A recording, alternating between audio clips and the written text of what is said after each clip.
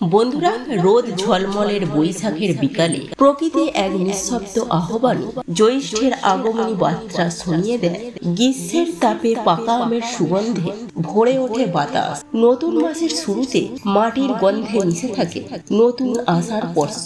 পবিত্র জ্যৈষ্ঠ মাসে কিছু খাবার খাওয়া যেমন জীবনের পক্ষে খুব ভালো বলে বিবেচিত করা হয়, ঠিক তেমনই কিছু খাবার একদমই এই জ্যৈষ্ঠ মাসে খাওয়া উচিত নয়।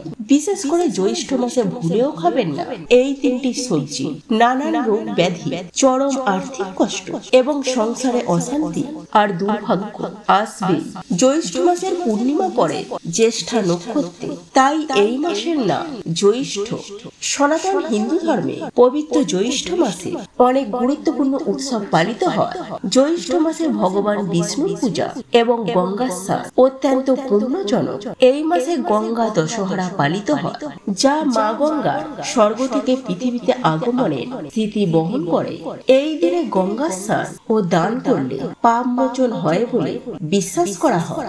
শাস্ত্র অনুসারে এই মাসে শনিদেবের আবির্ভাব হয়েছিল।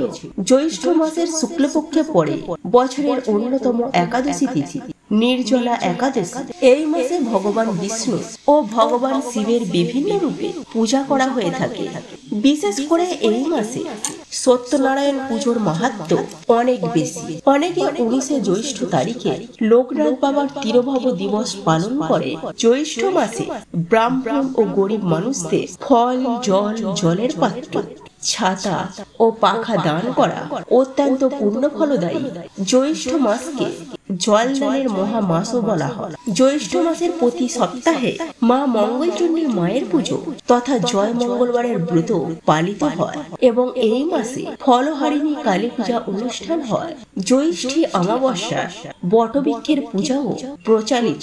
এই মাসে পালিত হয় সাবিত্রী চতুর্দশী ব্রত এবং শ্রী শ্রী জগন্নাথ দেবের স্নান যাত্রা। জ্যৈষ্ঠ মাসে পালিত হয় অরণ্য ষষ্ঠী তথা জামাই ষষ্ঠী।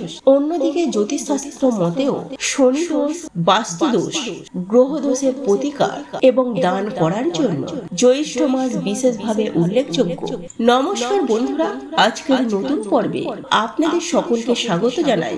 আজ আমরা জানব স্বয়ং ভগবান শ্রীকৃষ্ণের বলা জ্যৈষ্ঠ মাসে কি কি করবেন আর কি কি করবেন না, এবং জ্যৈষ্ঠ মাসে কোন খাবার খাওয়া উচিত এবং কোন খাবার খাওয়া একেবারে উচিত নয়। বিশেষ করে কোন তিনটি সবজি খাওয়া একেবারে উচিত নয়।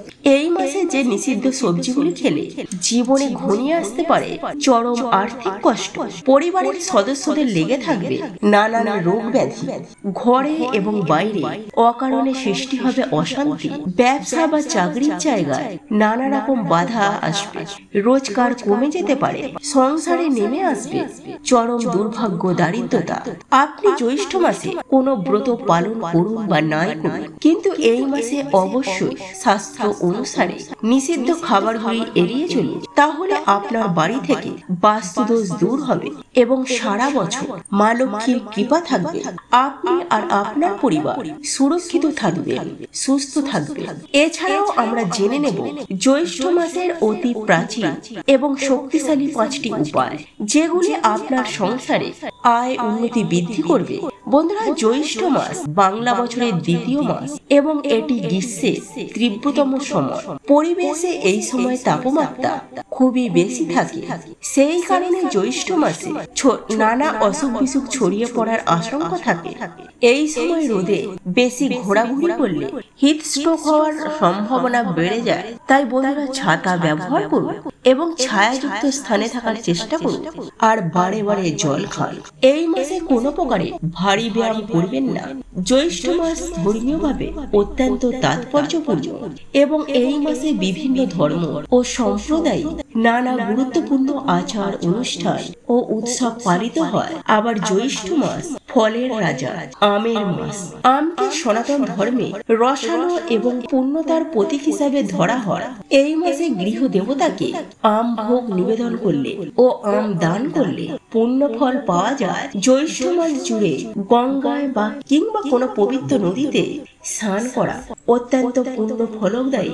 বিশেষ করে জ্যৈষ্ঠ পূর্ণিমা বা শান যাত্রার দিন, একাদশী ও গঙ্গা দশহরা তিথিতে গঙ্গা স্নান করলে জন্ম জন্মান্তরের পাপমোচন হয় বলে বিশ্বাস করা হয়। জ্যৈষ্ঠ মাসে দুটি একাদশীর ব্রত পালিত হয়, অপরা একাদশী এবং নির্জলা একাদশী। এই মাসে প্রতিদিন তুলসী গাছে জল অর্পণ করুন। তুলসী গাছ পরিবেশ ও মন ঠান্ডা রাখে, তবে সন্ধ্যাবেলায় তুলসী গাছে ভুলেও জল দেবেন না, এটিকে অশুভ কাজ বলে ধরা হয়। জ্যৈষ্ঠ মাসে পথচারীদের পানীয় জল, ফল বা শরবত দান করলে তা বিশেষ পুণ্য ফলদায়ী। আপনার পক্ষে যেটা সম্ভব তা বিতরণ করুন। বন্ধুরা, এই মাসে নিষিদ্ধ সবজির মধ্যে প্রথমে যেটির কথা বলবো সেটি হলো কাঁচা কলা বা কাঁচকলা। জ্যৈষ্ঠ মাসে বাড়িতে কখনো কাঁচকলা রান্না করবেন না। পরিবারের কোনো সদস্যই এই মাসে কাঁচকলা ভাতে বা কাঁচকলার কোপ্তা বা কাঁচকলার তরকারি খাবেন না। গ্রীষ্মকালে কাঁচকলা মানুষের শরীরে অতিরিক্ত গ্যাস সৃষ্টি করে এবং হজমের পক্ষে ভারী খাবার। শাস্ত্রীয় মতে জ্যৈষ্ঠ মাসে কাঁচকলা খেলে বাড়িতে রোগ ব্যাধি লেগেই থাকবে। রোগের পেছনে খরচ করতে করতে আপনি সর্বশান্ত হয়ে যাবেন। সুতরাং এই মাসে কোনোভাবেই কাঁচকলা দিয়ে তৈরি কোনো খাবার মুখে তুলবেন না। জ্যৈষ্ঠ মাসে যেহেতু আমাদের হজম ক্ষমতা কমে যায়, সেই কারণে এই সময় ভাজাভুজি খাবার খাওয়া যতটা সম্ভব এড়িয়ে চলাই ভালো। এছাড়াও বেশি তেল মশলা জাতীয় খাবার না খাওয়াই উচিত। তবে জ্যৈষ্ঠ মাসে প্রতিদিন আম, শশা, তরমুজ, বেল, ডাব, দই ইত্যাদি ঠান্ডা প্রকৃতির খাবার খাওয়া উচিত। এই খাবারগুলির মধ্যে যে কোনো একটি বা দুটি খাবার প্রতিদিন খান। এর ফলে পেট ঠান্ডা থাকবে এবং শরীরের ক্লান্তি দূর হবে। জ্যৈষ্ঠ মাসে পটল, ঝিঙে, করলা, কুমড়ো, লাউ, ঢেঁড়স, সজনে ডাঁটার সবজি বা কাঁচা আমের ডাল খাওয়া খুব ভালো। এছাড়াও ছোলা বা ছোলার ছাতু খান, এটি শরীরের জন্য খুব উপকারী। বন্ধুরা, দ্বিতীয় নিষিদ্ধ খাবারটি হলো ওল বা ওলকপি। এটিও পেট গরম করায়। জ্যৈষ্ঠ মাসে ওল খাওয়া উচিত নয়। ওল বা ওলকপি অতিরিক্ত খেলে গ্যাস, হজমের সমস্যা, পেট ফাঁপা বা ডায়রিয়ার মতো সমস্যা দেখা দিতে পারে। এই মাসে ওল খাওয়া যতটা সম্ভব এড়িয়ে চলুন। জ্যৈষ্ঠ মাসে বিভিন্ন ধরনের ব্রত পালনের সময় খাবারে ফলমূল, দুধ, শ্যামাচানার পায়েস, আলুর তরকারি কিংবা সিঙ্গারার আটা বা পানি ফলের আটার পরোটা বা কিছু ক্ষেত্রে ডালিয়া ও সাবুদানার খিচুড়ি খাওয়া যেতে পারে। তবে উপোসের সময় রান্নায় সাধারণ লবণের পরিবর্তে সিন্ধুক লবণ ব্যবহার করতে পারে এবং সরিষার তেলের বদলে ঘি ব্যবহার করুন। জ্যৈষ্ঠ মাস শুধুমাত্র নতুন একটি মাসের শুরু নয়, এটি প্রকৃতি, ধর্ম, ইতিহাস আর সংস্কৃতির এক অপূর্ব মেলবন্ধন। ফলহারিণী কালী পূজা হলো হিন্দু ধর্মের একটি বিশেষ তান্ত্রিক কালী পূজা, যা জ্যৈষ্ঠ মাসের কৃষ্ণপক্ষের অমাবস্যা তিথিতে পালিত হয়। ফলহারিণী শব্দের অর্থ যিনি ভক্তের কর্মফল হরণ করেন, অর্থাৎ এই পূজায় মা কালী ভক্তের পাপ, দুঃখ ও কর্মফলের অবসান করেন। অনেক স্থানে নিঃসন্তান মহিলারা সন্তান লাভের আশা ফলহারিণী কালী পূজা করে থাকেন। দক্ষিণেশ্বরের সীমা সারদা মন্দিরে ফলহারিণী কালী পূজার রাতে দেবী জ্ঞান করে পূজা করেছিলেন স্বয়ং ঠাকুর শ্রী রামকৃষ্ণ। এটি খুবই ঐতিহাসিক ও গভীর আধ্যাত্মিক তাৎপর্যপূর্ণ একটি ঘটনা। জগন্নাথ দেবের সানযাত্রা হলো পুরীর জগন্নাথ মন্দিরে এক গুরুত্বপূর্ণ ও পবিত্র উৎসব, যা প্রতি বছর জ্যৈষ্ঠ মাসে পূর্ণিমা তিথিতে পালিত হয়। এটি রথযাত্রার ঠিক আগে অনুষ্ঠিত হয় এবং এই দিনকে দেবস্নান পূর্ণিমা নামেও ডাকা হয়। ভক্তদের বিশ্বাস, এই সানযাত্রায় অংশ নিলে বা তার দর্শন করলে পাপ মোচন হয়। বন্ধুরা, এবার আমরা শুনে নেব জ্যৈষ্ঠ মাসের অতি প্রাচীন ও শক্তিশালী 5টি উপায়। এগুলি আপনার সংসারে আয় উন্নতি বৃদ্ধির জন্য অত্যন্ত ফলপ্রদ উপায়।